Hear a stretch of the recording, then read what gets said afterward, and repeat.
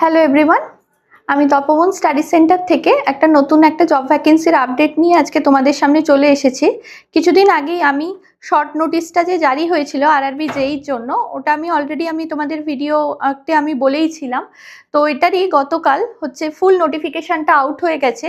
এরপরে আমরা একটুখানি দেখে নিই কোন জোনে কতগুলো ভ্যাকেন্সি আছে বা ট্রেড ওয়াইজ কীরকম ভ্যাকেন্সি দিয়েছে, সেগুলো আমরা আজকের ভিডিওতে আমরা জেনে নিচ্ছি। আচ্ছা, প্রথমেই যেটা এই আরআরবি জেইর যে ফর্ম ফিল আপটা যেটা শুরু হতে চলেছে 14 তারিখ থেকে, ঠিক আছে, 14th অগস্ট থেকে এটার ওপেনিং ডেট যেটা শুরু হচ্ছে, আর ক্লোজিং ডেট যেটা আছে 13ই সেপ্টেম্বর 2026। আচ্ছা, আর ফিস পেমেন্টের যেটা শেষ তারিখ যেটা 15 তারিখ রাখা হয়েছে, আর যেটা তোমাদের কারেকশন উইন্ডো যেটা আছে 16 তারিখ থেকে 25 তারিখ পর্যন্ত, যেটা 25শে সেপ্টেম্বর পর্যন্ত। আচ্ছা, যেটার টোটাল ভ্যাকেন্সি যেটা দেওয়া আছে তোমরা এখানে দেখতেই পাচ্ছ, 3993টা ভ্যাকেন্সি আছে টোটাল। আর তোমরা সবাই জানো যে এটা লেভেল 6 জব। আর ইউআরদের জন্য টোটাল শূন্য পদের সংখ্যা অর্থাৎ ভ্যাকেন্সির সংখ্যা আছে 1699, সব ট্রেড মিলিয়ে, ঠিক আছে। আর তারপরে ওবিসিদের জন্য আছে 913টা, এসসিদের জন্য 624, ইডাব্লিউএস 394, এসটিদের জন্য 363, আর এক্স সার্ভিসম্যানদের 387। আচ্ছা, এবার আমরা কারা কোন পোস্টগুলোর জন্য এলিজিবল থাকবে।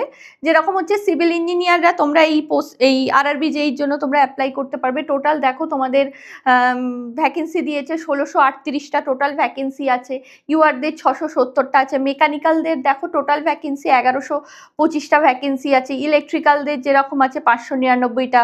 তারপরে ডিপোর্ট মেটেরিয়াল সুপারিনটেন্ডেন্ট যারা আছো তাদের জন্য 324টা। সিগন্যাল অ্যান্ড টেলিকমিউনিকেশন অর্থাৎ যারা ইলেকট্রনিক্স যারা আছো তাদের জন্য দেখো টোটাল ভ্যাকেন্সি 307টা ভ্যাকেন্সি আছে, ঠিক আছে। তো সেটারই গ্র্যান্ড টোটাল যেটা 3993টা টোটাল ভ্যাকেন্সি আছে এখানে। আচ্ছা, এবার কোন জোনে কতগুলো কিরকম কি ভ্যাকেন্সি আছে দেখো। আমাদের যেটা যেমন টোটাল 21টা জোনের এখানে ডেটা দিয়ে দিয়েছে। এখানে আরআরবি কলকাতায় যেমন টোটাল 457টা আছে, আরআরবি মালদায় যেমন 30টা টোটাল ভ্যাকেন্সি আছে, ঠিক আছে। এরকম ভাবে টোটাল ভ্যাকেন্সি টেবিলটা যেটা এখানে দিয়ে দিয়েছে। এবার কোয়ালিফিকেশন কি লাগছে, কারা এই আরআরবি জেই এই পোস্টটার জন্য কারা অ্যাপ্লাই মানে এলিজিবল থাকবে, ঠিক আছে। যেমন তোমরা দেখলি সিভিল ইঞ্জিনিয়ার যারা আছো তারা, ধরো তোমরা যারা 3 ইয়ার্স ডিপ্লোমা করেছো অথবা 4 ইয়ার্স বিটেক করেছো অথবা ডিপ্লোমার পর বিটেক করেছো, তারাও কিন্তু এই পোস্টগুলোর জন্য কিন্তু এলিজিবল থাকবে, ঠিক আছে। যেমন সিভিল, ইলেকট্রিক্যাল, মেকানিক্যাল, ইলেকট্রনিক্স, এবং তোমরা যদি কেউ কম্পিউটার সায়েন্স অথবা ইনফরমেশন টেকনোলজিতেও যদি তোমরা করে থাকো বিটেক অথবা ডিপ্লোমা, তারাও কিন্তু এই সিগন্যাল টেলিকমিউনিকেশন এই পোস্টগুলোর জন্য এলিজিবল থাকবে, ঠিক আছে। আচ্ছা, আর যারা তোমরা ডিপোর্ট মেটেরিয়াল যারা এই যে ডিএমএস পোস্টটার জন্য তোমরা কিন্তু ডিপ্লোমা যে কোনো শাখায় তোমরা ডিপ্লোমা করে থাকো না কেন, এই ডিএমএস পোস্টটার জন্য কিন্তু এলিজিবল থাকবে, ঠিক আছে। আচ্ছা, আর যেটা বলে দেওয়ার কথা, ফাইনাল ইয়ার যারা স্টুডেন্ট আছো অর্থাৎ যারা তোমরা এখনো পর্যন্ত ফাইনাল ইয়ারের মার্কশিট এখনো পাওনি, ঠিক আছে, মার্কশিট পাওনি বা তোমাদের অনলাইনে ধরো এখনো ফাইনাল রেজাল্টটা এখনো আউট হয়নি, তারা কিন্তু এই পোস্টগুলোতে কিন্তু অ্যাপ্লাই করতে পারবে না, ঠিক আছে। আচ্ছা, যেটা তোমাদের এজ রিল্যাক্সেশন যেটা থাকে, যেমন ইউআরদের জন্য যেটা 33 ইয়ার্স অবধি তোমরা এলিজিবল থাকবে, 18 ইয়ার্স টু 33 ইয়ার্স অবধি।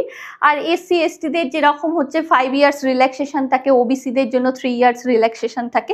এটা নর্মাল সমস্ত ফর্মের ক্ষেত্রেই একই থাকে, সেন্ট্রালাইজ ফর্মের জন্য। আচ্ছা, অ্যাপ্লিকেশন ফিস যেটা রাখা ইউআর ক্যান্ডিডেটদের জন্য মেল ক্যান্ডিডেটদের জন্য 500 রুপিস রাখা হয়েছে। আর তারপরে তোমরা যারা সিবিটি 1 মানে পরীক্ষার পরই ফিসগুলো ওগুলো রিফান্ড করে দেওয়া হয়, যেটা তোমাদের 400 রুপিস তোমাদের রিফান্ড করে দেওয়া হবে। আর যারা এসসি এসটি, তারপরে ফিমেল ক্যান্ডিডেট যারা আছো, সেটা তোমরা ইউআর হও বা এসসি এসটি যে কোনো ক্যান্ডিডেট হও না কেন, তোমাদের ক্ষেত্রে সেটা অ্যাপ্লিকেশন ফিসটা যেটা 250 রুপিস রাখা হয়েছে, ঠিক আছে। এবার সিলেকশন প্রসেস, টোটাল 3টে প্রক্রিয়ায় টোটাল ফুল মানে সিলেকশন প্রসেসটা হয়। যেমন প্রথমেই যেটা CBT1 পরীক্ষা হয়, যেটা হচ্ছে কি ওটা একটা স্ক্রিনিং টেস্ট, ঠিক আছে, জাস্ট কোয়ালিফাইং নেচারের ওটা হয়, ঠিক আছে। এবার CBT1 পাস করার পর হচ্ছে CBT2। CBT1টা হচ্ছে 100 মার্কসের এক্সামটা হয়, ওকে। এখানে যেরকম তোমাদের জেনারেল সায়েন্স, তারপরে হচ্ছে কারেন্ট অ্যাফেয়ার্স, জিকে থাকে, তারপরে হচ্ছে ম্যাথস, রিজনিং, যেরকম নর্মাল থাকে ওটাই 100 মার্কসের হয়। এরপরে যেটা থাকে CBT2। CBT2টা টোটাল হচ্ছে 150 মার্কসের হয়, ঠিক আছে, যেখানে হচ্ছে 50 মার্কসের শুধুমাত্র আসবে তোমার সায়েন্স, কম্পিউটার সায়েন্স, এনভায়রনমেন্ট, এইগুলো থেকে আর কি কোশ্চেন আসে 50 মার্কসের। আর বাকি হচ্ছে 100 মার্কস যেটা আসে সেটা হচ্ছে তোমার রিলেভেন্ট ট্রেডে, তোমরা যে ট্রেডে, তোমরা যে কোনো ট্রেডে, যদি যে ট্রেডে তোমরা বিলং করো সেই ট্রেড ওয়াইজ কোশ্চেন ওখানে 100 মার্কসের আসবে।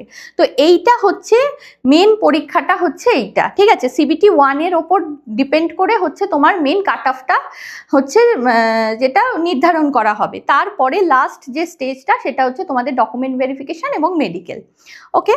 আচ্ছা, এরপর হচ্ছে এই যে এখানে CBT1 এর মার্কস ডিভিশন এখানে করাই আছে, দেখো ম্যাথস থেকে আসবে 30 মার্কস, যেটা CBT1 এ, যেটা বললাম কোয়ালিফাইং নেচারে। তারপরে হচ্ছে জেনারেল সায়েন্স থেকে, যেটা হচ্ছে ফিজিক্স, কেমিস্ট্রি, বায়োলজি থেকে আসে 30 মার্কসের question. Reasoning, general intelligence reasoning থেকে আসে 25 মার্কস। জেনারেল অ্যাওয়ারনেস থেকে আসে 15 মার্কস।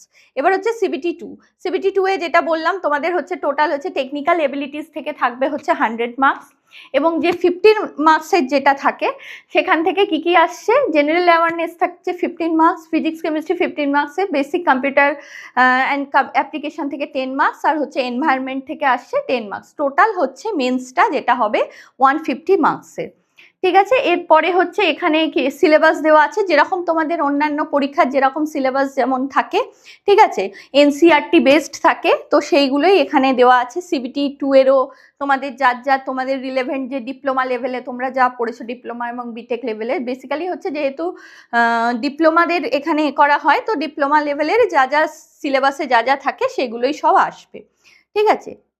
আচ্ছা, এখানে যেটা হচ্ছে মেডিকেল স্ট্যান্ডার্ড যেটা রাখা হয়েছে A3, B1, C1, ওটা পার্টিকুলার বিভিন্ন পোস্টের জন্য আলাদা আলাদা থাকে। এখানে তোমরা যারা হয়তো ডিস্টেন্স ডিভিশন, যাদের 6/9, 6/12 উইদাউট গ্লাসে যারা আছে, তারাও কিন্তু এখানে তোমরা মানে তোমরা এলিজিবল থাকবে তোমাদের মেডিকেলের জন্য। আচ্ছা, এবার হচ্ছে যে টোটাল এখানে যেটা বলা হয়েছে যে কোনো আরআরবি তোমরা যে কোনো পার্টিকুলার একটাই আরআরবি তোমরা চুজ করতে পারবে, এবং যেটা বলা হয়েছে যে এখানে লাইভ ফটো, তোমরা সবাই জানো লাইভ ফটো ক্যাপচার করতে হবে, আর টোটাল 15টা রিজিওনাল ল্যাঙ্গুয়েজে ওখানে কিন্তু যখন ফর্ম ফিল আপ করবে ওখানে কিন্তু ল্যাঙ্গুয়েজ সিলেক্ট করার অপশান থাকবে। অর্থাৎ তোমরা যখন CBT2 বা CBT1টা, হ্যাঁ, CBT1, CBT2 যে ল্যাঙ্গুয়েজে তোমরা পরীক্ষা দিতে চাইছো সেখানে তোমরা ওখানে অলরেডি প্রথমেই কিন্তু ফর্মে তোমরা সিলেক্ট করে রাখতে পারবে, ঠিক আছে। টোটাল 15টা রিজিওনাল ল্যাঙ্গুয়েজে হচ্ছে তোমাদের এক্সামটা হবে। আচ্ছা, এই সুবাদে বলে রাখি, আমাদের তো আরআরবি সাইকোলজিক্যাল ব্যাচ অলরেডি চলছে। তোমরা যারা এই খুব রিসেন্ট হচ্ছে আরআরবি ALPর যেটা 2025-এর, তো অলরেডি তো তোমাদের সেকেন্ড স্টেজের এক্সামের রেজাল্ট বেরিয়ে গেছে, সামনেই সাইকোলজিক্যাল এক্সাম আছে। তো তোমরা যারা সাইকোলজিক্যাল ব্যাচ চাইছো, তো আমাদের যে তপবন স্টাডি অ্যাপ, এটা ডাউনলোড করবে, যেটা প্লে স্টোরে ফ্রিলি অ্যাভেলেবেল আছে। ওখান থেকে তোমরা ওই ব্যাচটা পারচেস করতে পারবে। ওইখানে ব্যাচে হচ্ছে তোমাদের যেরকম ডেলি বেসিসে ক্লাস যেরকম হবে, এবং তার হচ্ছেও, অলরেডি স্টার্ট হয়ে গেছে, এবং তার সঙ্গে তোমরা কিন্তু ওখানে সমস্ত টেস্ট সিরিজগুলো ওখানে অ্যাটেম্প্ট করতে পারবে, ঠিক আছে। এছাড়াও হচ্ছে আমাদের তো বেসিক টু অ্যাডভান্স কম্বাইন্ড ব্যাচে হচ্ছে অ্যাডমিশন চলছে। আমাদের 22শে অগস্ট থেকে আবার নতুন ব্যাচ শুরু হচ্ছে। তোমরা যারা ইচ্ছুক, যারা এই ব্যাচগুলো পারচেস করার জন্য, আমাদের যে 8820022385 এবং 96810826 যে সমস্ত নাম্বারগুলো যেগুলো আছে আমাদের স্ক্রিনে অলরেডি সমস্ত নাম্বার দেওয়া আছে, তোমরা এই নাম্বারগুলো কল করে তোমরা আমাদের যোগাযোগ করতে পারো আমাদের সঙ্গে, ওকে। তাহলে তোমরা যারা এলিজিবল থাকবে এই আরআরবি জেইর জন্য অবশ্যই করে কিন্তু ফর্মটা ফিল আপ করে দিও, okay. Thank you, best of lakh.